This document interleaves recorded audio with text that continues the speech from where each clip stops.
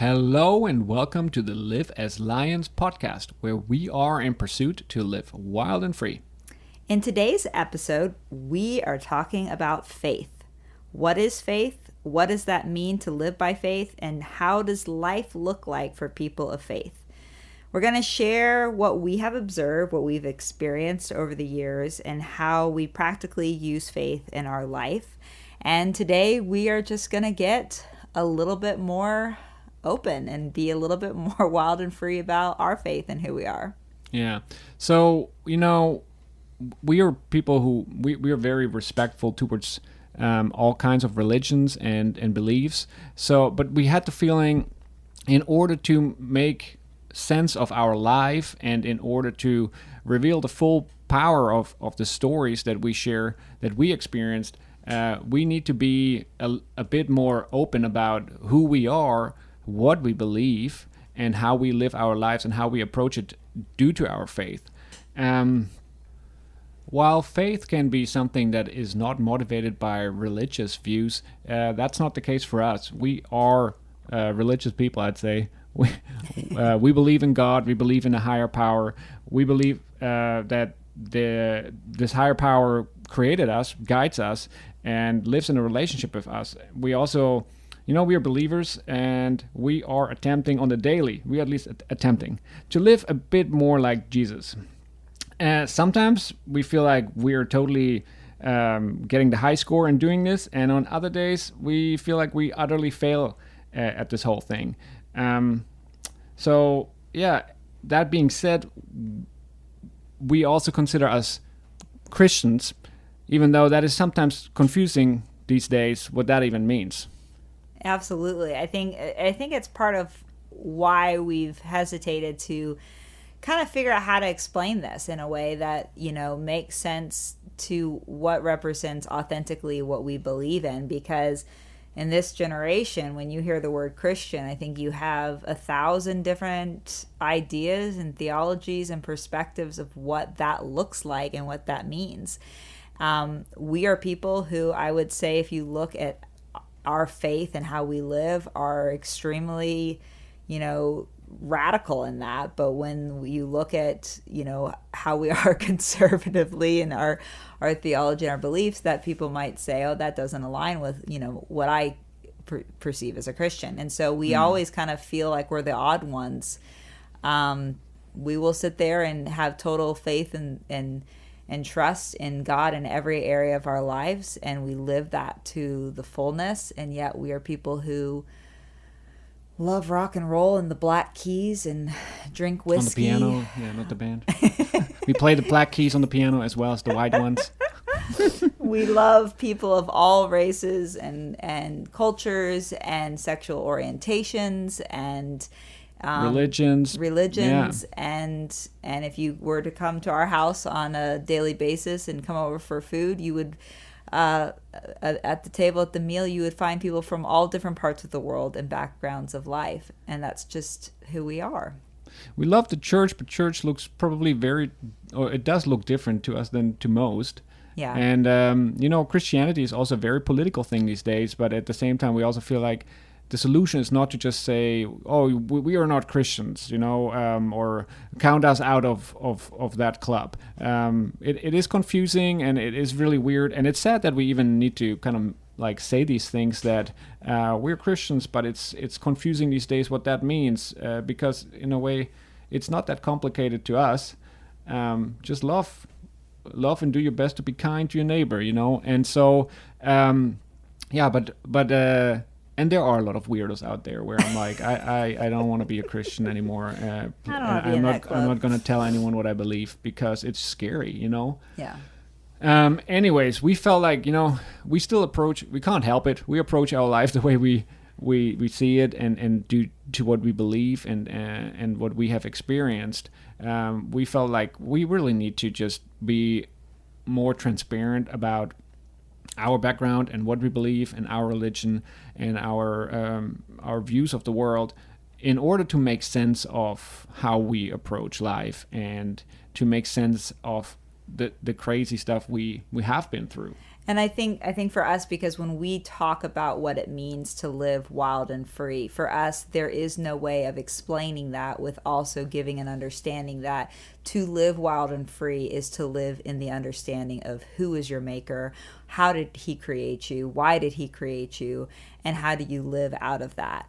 And so when we say to know who you are and what you're called to do, it's coming out of a place of faith.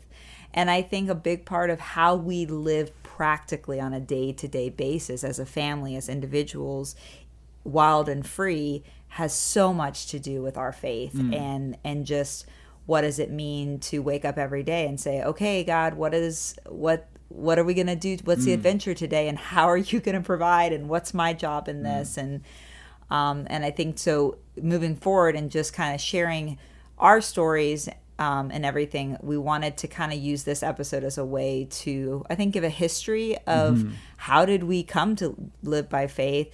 What does that mean? And what does that look like? Paint the picture a bit more of where we come from and who we are and why we see the things the way we do.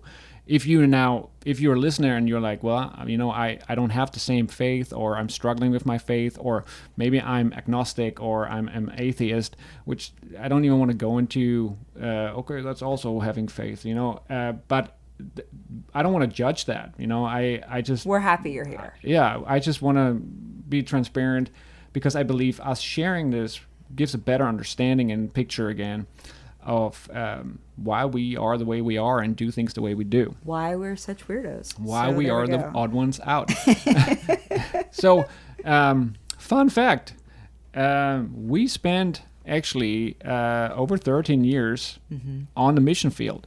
Yep. And we were so-called missionaries, which is really funny because every time we have a conversation about this, we can't have this conversation without a big smile on our faces because we're definitely not missionary material. And the work we did was not what you would picture under a classic approach of missions. Right. For the majority of our work, our focus was on more of humanitarian work. We focus on creative ways to bring support and relief to projects in developing countries. Our focus was primarily on at-risk children and people living in extreme poverty and the consequences of that. And so for over 15 years, we traveled to over 40 countries around the world and partnered with different projects and helped pioneer projects and come alongside of locals working in different areas. And our motivation for serving and for loving people has always been to love people like Christ loved them.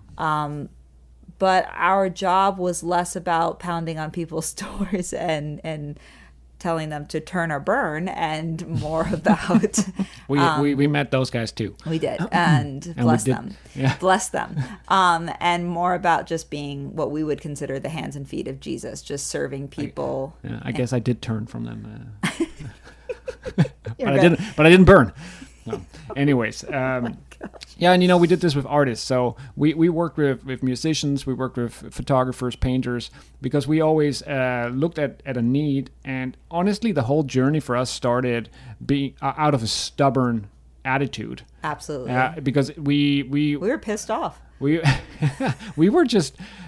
didn't want to accept that artists and creatives are the weirdos that don't have a role in building God's kingdom and in mercy ministries or in humanitarian work. So we were kind of like not accepting the answer, oh, I don't know, or no, that's not how it works, or no, you need to do it this way, and that this way is the classic way of missions and how people have done it for centuries. And quite honestly, a lot of these things that we just didn't feel comfortable with and didn't agree with, So it was a stubborn attitude saying, I believe there must be a place for me and my skills and my talents inside the kingdom that I can use in order to be part of this journey, Well, to give even more of a background, neither Uli and I really grew up in the church. I mean, I think both of our families made sure that, Christmas and Easter, we were there in our beautiful dresses, and I don't know, what'd you wear lederhosen to church in Germany? No. A bow tie. But neither of us grew up in, let's say, religious homes, but both of us grew up as creatives, as artists, and so we both have very different histories and ways in which we came to become believers, but we first came from that foundation. And so when we became, more developed in our faith, and we became in the community of believers, and we started realizing, where do people put artist? We both were very shocked, because we realized, like, oh, artists are already put into a specific category or a corner when it comes to the Christian community from our experience. If you're a musician, you're a worship leader. Right, but don't play the black keys. Don't play the black keys. And if you're a fine artist, well, then you can paint sheep and crosses and so on and so on. And so we were a bit in a culture shock of that in ourselves. But and this wasn't in the early 2000s. Don't let people know how old we are. No, I'm just saying back then, the whole Louise. Christian culture, church culture, missionary culture looked very different, Absolutely. So I think over the last years, a lot happened. And, you're welcome, everybody. You're welcome, everybody, for the awareness work that we did by sacrificing our lives, But I do think we have a heritage in that, because that was really what we did. Was we worked with a team of incredible artists, over 35 people from around the world that were just so talented and so wonderful, and really came from every part of the world. It wasn't just American Christians. We had people from Asia and Africa and Europe and North America that were all experiencing the same thing. I am a Christian. I love Jesus, but I'm a creative and I'm an artist, and I want to understand, how I can use my art and my talents to serve, but I don't find a place right now in the church for me. And so we created a team that we tried to figure that out together, and we tried to empower them, and also empowering ourselves to figure that out. We found the wildest of the wild artists to just try it out, And so by trying out, there was nobody further down the road who was able to tell us how this works. Right.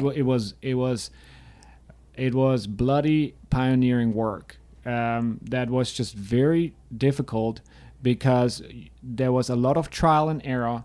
There was a lot of it needed a lot of perseverance, and from the get-go, we were in a situation where we had to have faith in order to pursue this.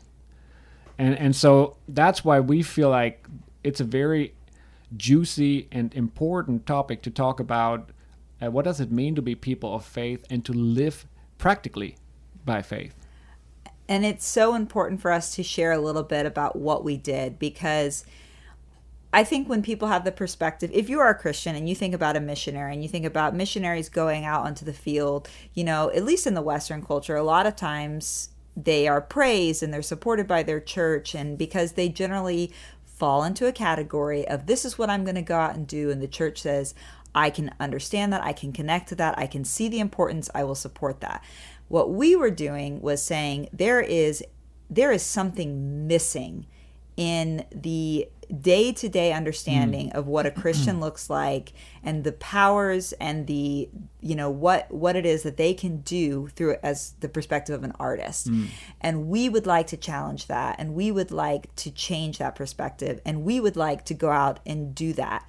And for many, many years, the church looked at us like, that is not acceptable, and we don't support that. And so we were on our own with really fighting to believe that this was something that God was calling us to do.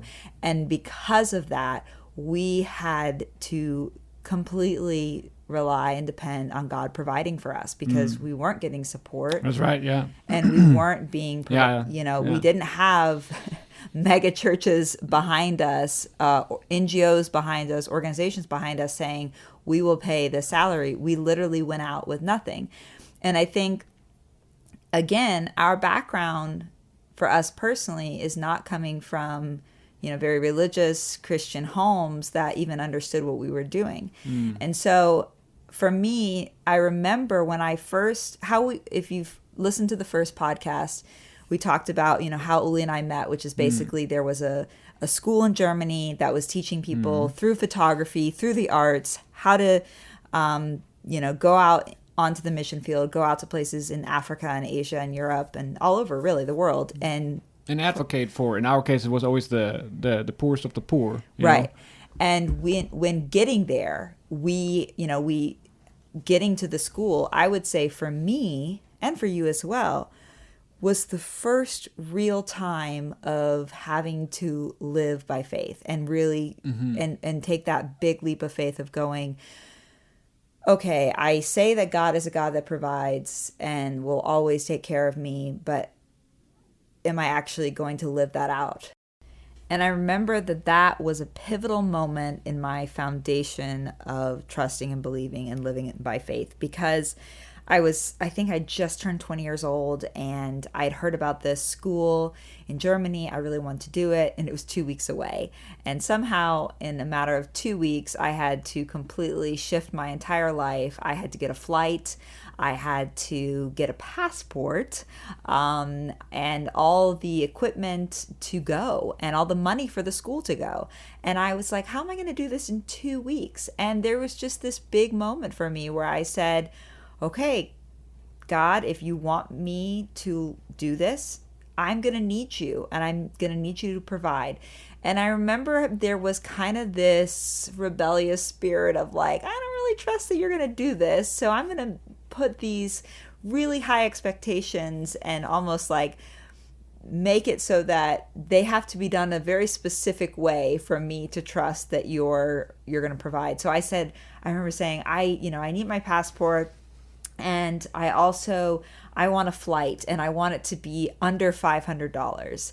And there was a long list of things that we needed equipment-wise for the photography school, none of which I had. And they even said, you don't have to have all of this, just have some of it. And I remember praying and being like, okay, God, I want every single thing on that list, and so on and so on. And in those 2 weeks, it was insane to me what happened. I got a flight for $499. Every single cent to the school, everything was paid for, like to the dollar. I had it.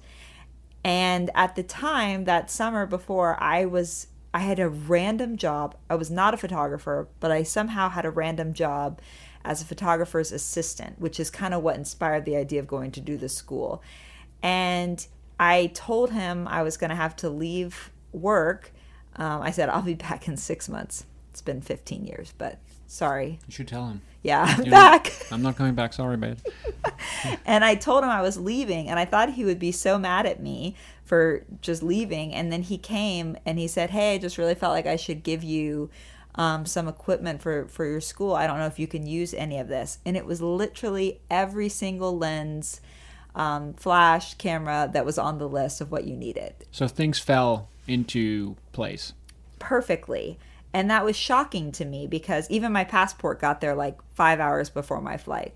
And it was the first moment of going, okay, I sensed I should go do something. I had no idea how that was going to work. I had no resources to make it work.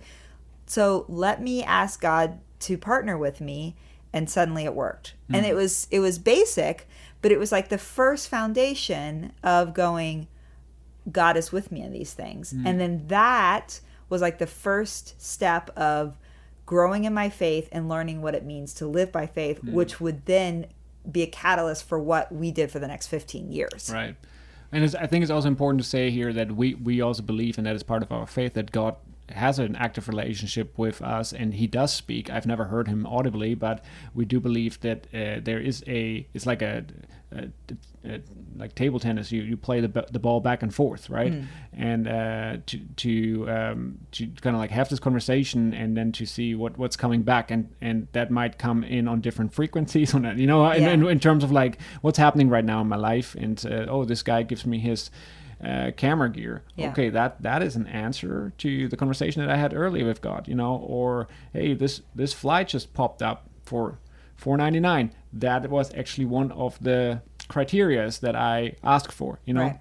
Yeah. So I think it's important to mention that, like, we do believe there is a dialogue happening with God in life, you know. Well, everything out of living by faith comes out of that relationship, and that believing that it's the relationship with the Lord, of Him walking with us and saying, hey, wherever you're going, I'm going with you, and we're going to do this together. Right. So picture this: we were kind of the renegades. We were punks from the perspective of the church, especially when it comes to the classic picture of how this is supposed to be done and how this needs to look like, right? Yeah. And so here we are, and I think it had a good dynamic to it, because we did not have to please anyone. Like, there was nobody. We had accountability partners. Right. We had our families and friends. We also had mentors, you know. But we didn't have a pastor breathing down our neck, or a church that was kind of demanding us to do the job a certain way. Right. And that also was a positive thing. So, but the negative thing was there were zero resources, no money, no finances, no gear, no equipment, no backup in terms of a network, you know. It was just us saying, okay, let's do this, and somehow fencing for the things that are needed in order to do the job. But it was all kind of hoping for it to fall into place as we walk the walk. And we never knew what the next step would bring us, and what God would challenge us with, and what that would look like, and how it would work. I mean, for the first couple months, Uli and I, we lived by support, and that means that we had to ask people to, we had to fundraise. We had to ask people to be part of our team. Yeah, it's to like any support us. NGO, just on a very small scale. Right. And at first, as we said, we didn't have churches supporting us. We had friends and family supporting us.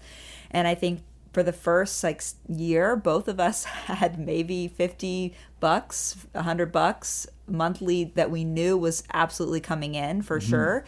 And just really think about that. What can you get for $50, $100? You know, like, that's ramen noodles every night, or we had a community freezer with bread that the bakery Free gave bread. us. And Yeah. we ate a lot of bread. Good old German bread. Man, that's like a full-blown meal, though.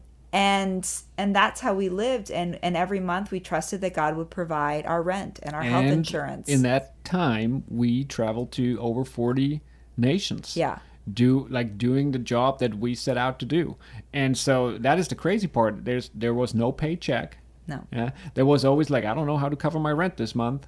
And yay, there is still enough bread in the freezer. However, at the same time, we traveled to Ethiopia, we traveled to India, we traveled to China, Thailand, you know, all these places, Russia. and did all this work, and we're able to we got to be part of these stories of and this work. And there was many times where we got stuck.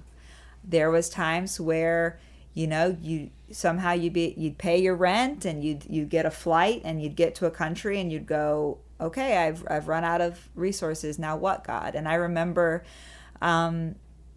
one story that I'll always remember was my first time when I was in China. I went with a few people and on a very short trip, and it was a very last minute trip that we went, and we got there, and we ran out of finances completely. And it was two of us out of the team who ran out of personal finances in order to, you know, eat and pay taxis and things like this. And we didn't share with our team that we had run out of finances.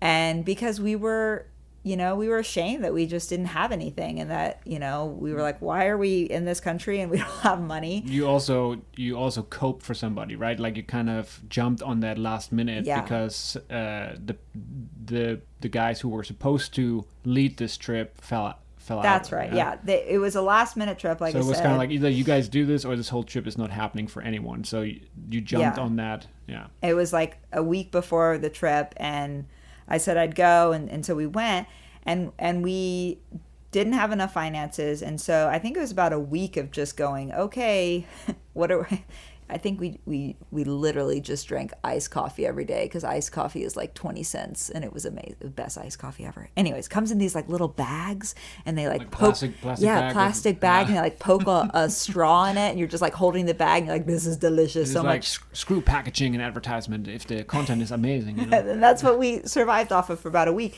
And then I realized this is ridiculous. Like if I have faith to get on a flight to get over here, I can have faith that we're going to like have food. And I was really convicted by that. And I was like, okay, God, so we this needs to be provided for. So where you're like, God, you're being ridiculous. And I was like, I thank you so much for this delicious iced coffee, but I need my bread. And so I remember it was just one night and we said, okay, God, we really need more resources and finances to make it through this trip. And then the next morning we were in a train station in Hong Kong and we were standing there and I think we were looking for our next train or something. And these two people walked straight up to us. And it was this Chinese woman and man, and they walked up to us and they said, "Are you guys Christians?" And we're in China and we're like, who's asking? And they just looked at us like, it's okay, we're from the church. And we were like, yes. And they said, okay, cool. So we're praying this morning and the Lord told us that there would be people of faith in the train station that we should provide for. And we just looked at them like, what? And they literally handed us equivalent of like $500. And they said, this is for you. And then they just walked away. And I kid you not. And like, that sounds ridiculous and crazy. And probably most of you are going, no. But it's moments like that where that was literally how life looks. So you were kind of like, okay, this is not working. Just drinking coffee for 20 cents a day. Right. I need real food. But for that, I need the resources. So I need something to happen here. I keep doing what I set out for, but I need this. And then soon after, the provision came, and what you had faith for turned into $500, and therefore you had food. Yep. And then of course we could get through the rest of the trip. And that was a huge moment of going, well, living by faith doesn't mean that that God won't provide, or that we have to live in a place constantly of want or destitute, that we actually can trust and believe that when we partner with God in things, that He knows what we need and that He will provide, and that He's got it. And that was like the next level of foundation of going, oh, like in everything, in every area of my life, I can trust that He's got it and that He will provide. And bit by bit, we started understanding that this is a partnership and that God is going to provide for us. And so as long as we continue to stay en route with what He's asking us to do, He is going to come alongside and He's going to provide. And so we saw our support increase. We saw more partners. We saw the church starting to look at us different. We started seeing people back us and get it. And it was always coming from that place of, okay, God, I see this. I see what you're asking me to do. I don't know how we're going to do this. I have no clue how this is going to work, but I will keep doing it, trusting and believing that you're going to take care of me. And it started to work. And it was how we bit by bit grew our faith into staying on the mission field for 15 years and not just drinking iced coffee. Although I will say that addiction was probably started right there. So another wonderful thing that China gave us. Yeah. See, I as a coach listen to this and I'm like, let me reframe this, because I also experienced, it's not just God asking me to do stuff. It's like God is inviting me. Hey, you want to come along to this trip? It's going to be crazy, but I want to show you some cool stuff, and I want to teach you something about faith and provision. Right. Or me even coming and saying like, hey, I really would like to go on this trip. I don't have the do-re-mi in order to do it. However, could you see, God, that this is a cool trip to go on together, and you can teach me some stuff, So it's this whole of like the reframing of like, sometimes I believe God asks us to do something, but then also like to know the difference between, can I ask you something now? Mm-hmm. And sometimes you just have the option, do you want to do this or not? And be able to say like yes or no, you know? I think for the most part, our perspective is God is always inviting us on a grand adventure. But he is gracious enough to give us an invitation, and we get to decide if we RSVP or not. And all options include faith, one Yeah. way or another, right? So, but we already mentioned some things like provisions, or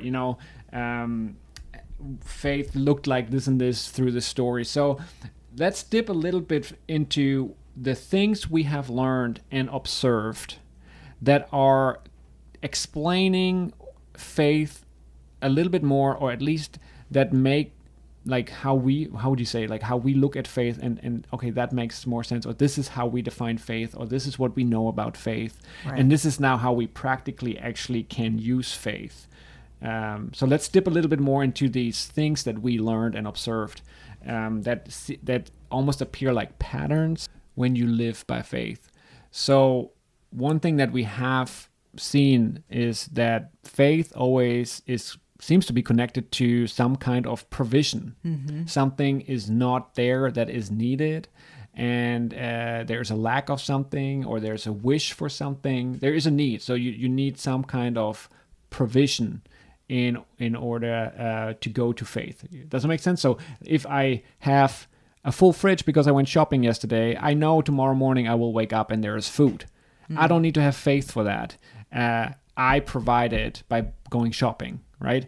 But if I, like from the stories that you shared, don't have any money, and I know I didn't go shopping, so I don't know what I will eat tomorrow, suddenly I need God to provide here. Like, Yeah. I need you to help me out because I know I don't have food. I need you to come through. And I think when it comes to that topic of provision, the pendulum kind of swings two different ways. The one way, which is generally the more natural way of us humans, is to go, it's my job to provide for myself. It's my job to provide all the things that I need in my life. And I'm going to fight for them, and I'm going to do this on my own because it's my responsibility. And then there's the other side that goes to, well, I have a great big God who is just going to provide everything for me. It's just going to drop from the heavens And I'm just into my mouth, down my throat, into the belly.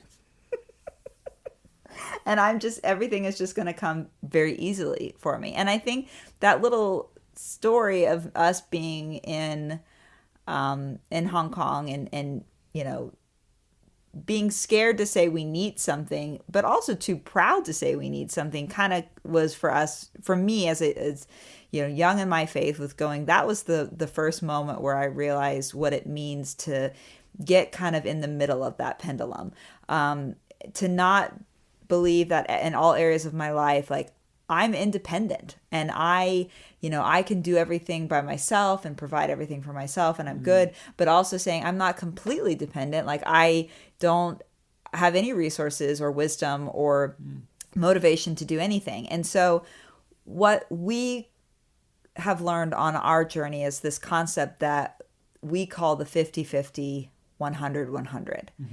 Which is that in everything we do, we believe it is a partnership with God, 50-50.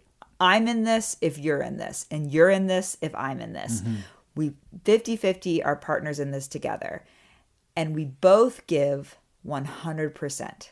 So if I see that there is a lack of something in my life, or there is something that I need to get done, or there's something I need to fight for, I will give 100% of myself, my resources, my energy, my knowledge, everything I can to fight for that. Knowing and trusting and believing that my partner, God, is going to do the same. And generally what we have found is that at the end of my 100%, my abilities as a human to make this happen is when the divine comes in, is when God's 100% come in. Like that, the end of my 100 is the beginning where his starts.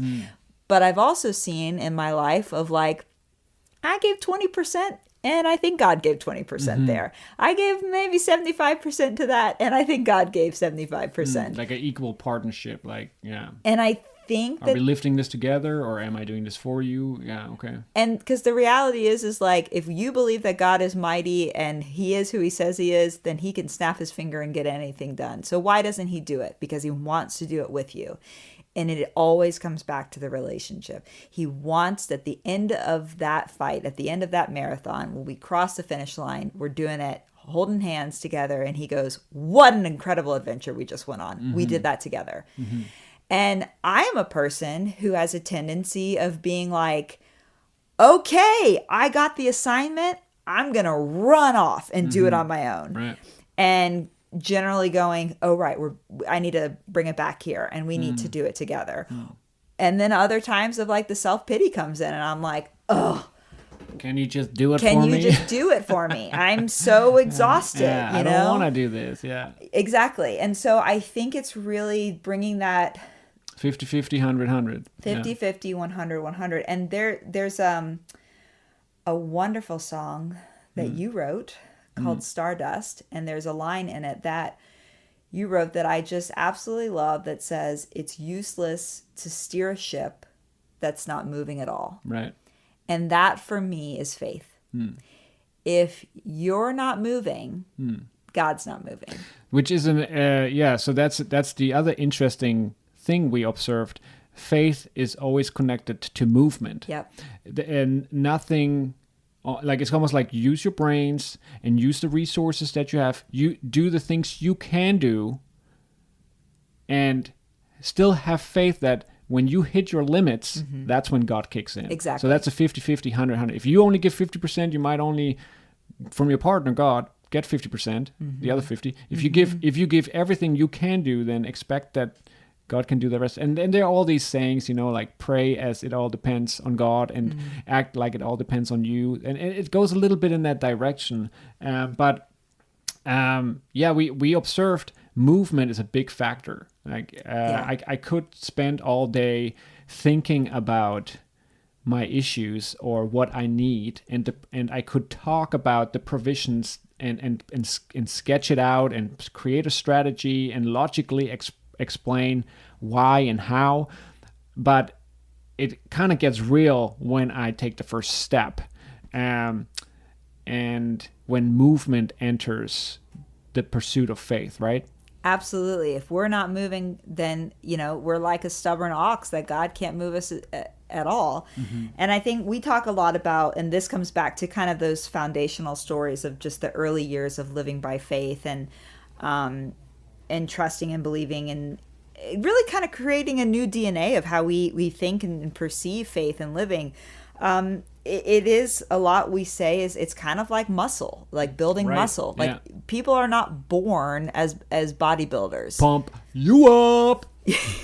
They are born, with just little baby muscles, and little by little they grow and they continue to work out, and you need movement in order to move the muscle so that it can grow. And as it grows and it gets bigger, so can the amount of weight that you can carry. And when we say that, because sometimes we get people who come to us and they just go, my goodness, you must have been born with an extra amount of faith to live the way you do. I could never do that. I could never, travel and trust, that God would provide. And I could never just, do the things that you guys have done and live that way. I could never do it. And we always say, well, when we started off, we never believed we could do it. And the reality is where I was even a month ago in my faith is less than it is now. And it's because of every tiny little step in the journey, your muscle gets a bit stronger, and the weight of the faith and the things that God is inviting you to join him in gets more grand and more exciting. And I think it also depends on the season of life, because sometimes I definitely I might have wrestled a faith giant, and I grew in my faith and I really worked that faith muscle well. But then later on, there's a season where I'm like, I doubt my faith right now. I don't have faith for this, and it might even be smaller than the project before, or the provision that I needed before, or I wanted to have faith for before. Or it might even be that I'm simply like I'm scared. I don't like the last project cost me a lot of faith.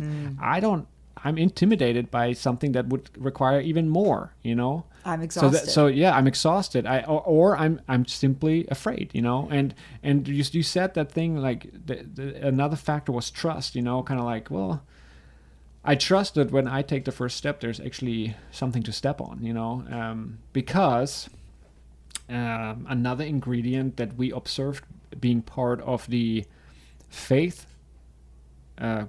process is a lack of control. Yeah. Yeah, it's like it's no longer in my hands.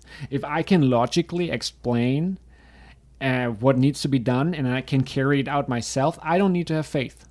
If I'm in complete control what needs to be done in order to get the provision, I don't need to have faith. Yeah. So it is a lack of control that I accept that actually requires faith. And I think something that needs to be very clear in understanding when you say that you're somebody who lives by faith is most likely you are somebody who is consistently living humiliated. Because living by faith... Humiliated, or...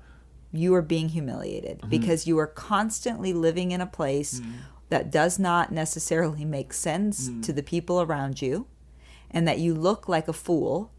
And that is also taxing, and it's exhausting, and it is hard to explain.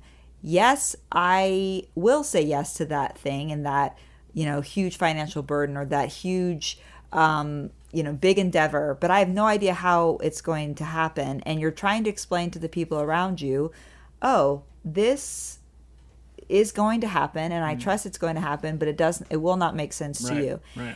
And you're doing that, and you're constantly being humiliated because of that. And then you're living that 100% of exuding that energy to trust and believe that's going to happen. And at the end of most of those endeavors, you are exhausted. And I would say right now, you and I are very much so living that out. We just moved to America, and so many people in our community were like, what are you doing? You're leaving everything and you're going to America. And then we got to America and we had nothing. We've been living for the past 8 months in my sister's basement. You know, we had no real financial security. But we came here because we really felt that this was what we needed to do for our family. And it was humiliating explaining that to people, and it was exhausting. But we are now in this place where God has really provided a home for us. And we're wanting to share that in the next episode of how that home came to be. But right now, in this season, I would say we are at the end of that finish line of what you were saying, of living out of control and being exhausted because we gave it all. Yeah. And it's also very humbling to just to acknowledge, well, this is out of my waters. You know, it's kind of like beyond my capacity. Right. But I will still try to give my 100. Yeah. Having faith that we will, God, we will tackle this down the road. Okay.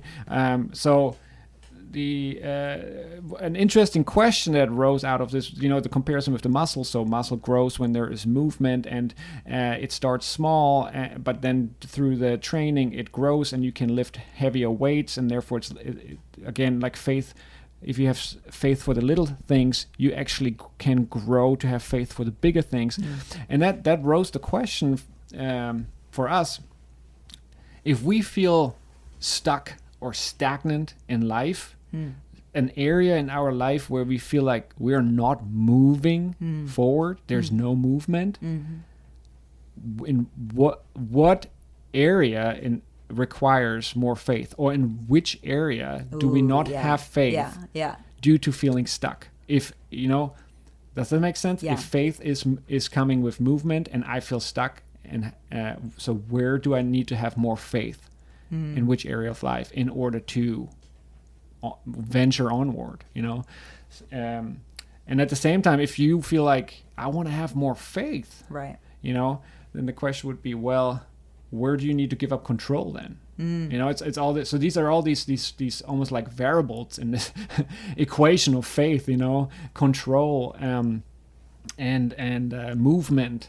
And people come to us all the time. They're like, "Oh man, I want to have more faith, and I want to live that way." And we always say, "Well, yeah, then give up the control." Oh, I don't want to do that. Well, because it's uncomfortable. It's humiliating. It's like uncomfortable. Me saying yes costly. to go to Singapore with no money. I mean, that's scary. It's then actually still doing it and just having iced lattes in a plastic bag every day with a straw hanging out of it. Oh, sorry, Hong Kong. Singapore was later in that trip. But that's super uncomfortable. Yeah. You know, I mean, I love food. Right. I love Most people do. I love good food. You know, if it's up to me, I don't want to just live off frozen bread donations and butter. I want to have more than just iced coffee. But it's super uncomfortable. Yet I knew this is going to be part of the deal if I step out in faith, because I still want to do this. I still want to go to China and be part of what's happening here. Well, most people, and that might be in other areas the same. You know, you might have a goal. You might want to achieve something. You might need provision somewhere in life, and you already know this is gonna bring some dynamics with it that they're gonna suck. Well, let's be honest. Most people, myself included, want a killer body without having to work out. That's why you get these things that you just strap around your belly and they give you electroshocks. I wish faith was like I had it in the 90s. Yeah. Are you serious? Oh yeah, but I couldn't do it. You couldn't do it? Was it too ticklish? It was like... Did it electrocute you? It is like... It was painful. So I decided... 9. Paulana muscles it is. Paulana is a beer. But... We're not advertising for them. But that's... Or for beer. Or for alcohol. Or for these tummy... What are they called? Tummy shockers. Tummy shockers. I mean, they're no longer on the market, so I guess that says a lot. Tummy shockers is what. Let's let that be the highlight of this episode. I put my faith in the tummy shocker, and here we are. But that is how most people want their faith to be. I don't want to move. I want to see grand adventures. Yeah. I want to see God do crazy things. I want to have these wonderful provision stories, but I don't want to actually be in a place of being uncomfortable and giving up my control and my way of providing. And that is okay. But then don't come running and be like, I want that too, and that's what I need as well. Most people, when you like my voice, my whiny voice. Honey, you nailed that. I have a toddler. I'm like going to whiny training school. She is an incredible teacher at whining. Oh my gosh. But most people think that the key to life is to be independent. And we believe that the key to life is being dependent on God. Knowing and trusting that 50-50, 100-100. Knowing and trusting that God is growing me, maturing me. He's building my muscle and faith to be wiser, to be smarter, to understand, the maturity level of what it means to live in this world and how the world works, and also tapping into the divine and going, but you're not in this alone. I am with you on this adventure. We're going to do this together, 50-50, 100-100. See, and I see there's a very big difference between independence and autonomy. So while independence might be considered as strength because you don't need anything, you don't need anyone, and therefore you can take care of yourself, autonomy says, well, I do decide what I need, what I want, and part of that is to acknowledge I need help here, and I do depend on my family, on my friends, on my God, on other people. But like the same as with the muscle, it takes training in order to grow in your awareness about yourself, to know what you need, who you are, and what you can do, and what you depend on others to do. Yeah. And I think that if we come back to that perspective that everything is about relationship, every relationship needs time to grow and trust. If we come back to why we're here to live as lions, if you look at lions inside of a pack, they have to learn how to be a pack. Every lion inside of a pack has to learn their strengths, their weaknesses, and they have to learn to trust the other lion that I've got your back. I'm going to be here with you no matter what. We're going to be okay. We just rescued another little pup, and her name is Peppa. And she's a rescue. She's been rehomed. She's been brought to so many different states. Her story is just crazy, but she ended up in our home. And it's been so beautiful this past month to watch how Peppa came in completely as a survivor, independent, no idea how this pact worked, no idea that she can trust us, and she just lived completely on her own. And then she realized, that's not really working here, is it? And they've got a system, and they seem to, provide for each other, and they seem to be really close, and they're taking care of each other. And little by little, she's let her guard down, and she's let us care for her. And that's how I see, being in a relationship with God, and also being in relationships in general, is that we kind of come in with all of this, this baggage, and this is how I'm going to do it. And this is, what being independent is, being safe, because I can take care of myself in this crazy world. And as long as I can take care of myself, then, no one can get to me and nothing bad can happen. Well, the reality is we're all going to live in this world, and there's always going to be bad that's going to happen. But trusting and believing that we don't have to do this alone.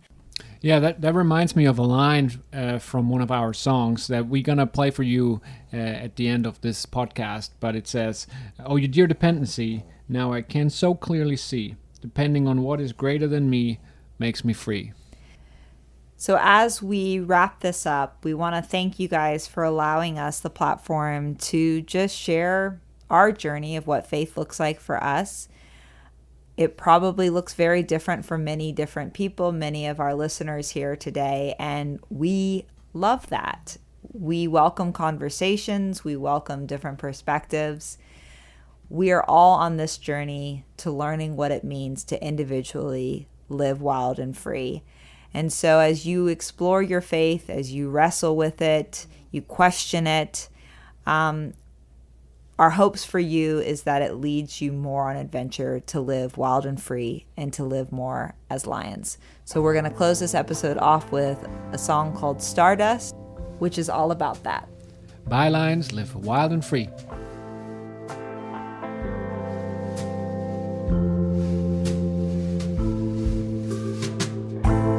Fury was the wildest bird. Wild horses aren't just black. Lone wolves have to dance alone. The sweetest melody comes from a pack.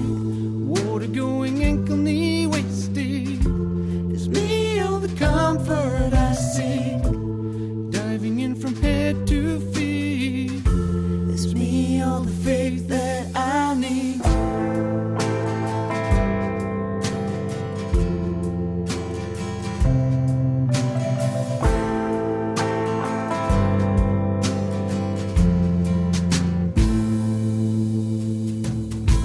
Strength of a forest lies within the number of its trees. The jar of honey isn't filled just by one of many little bees. And I am the stardust and you are the star. You dress me in a twinkling shirt, makes me free like the wind, to fly like a bird. It's useless to steer a ship that's not moving at all. But fed glory in my sails and you carry me on.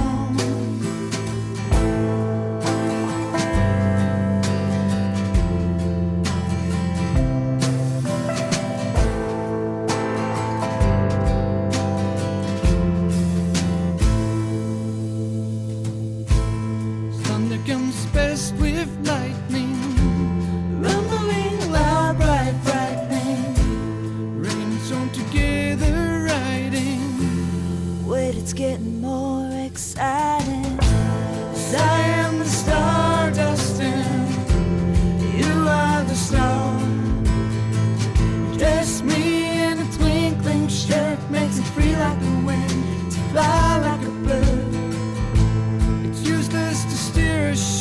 powerless, not moving at all. Fed glory in my sails and carry me on. Oh, your dear dependency, now I can so clearly see. Depending on what is greater than me makes me free. Oh, your dear dependency, now I can so clearly see. Depending on what is greater than me makes me free. 'Cause I am the stardust and you are the star.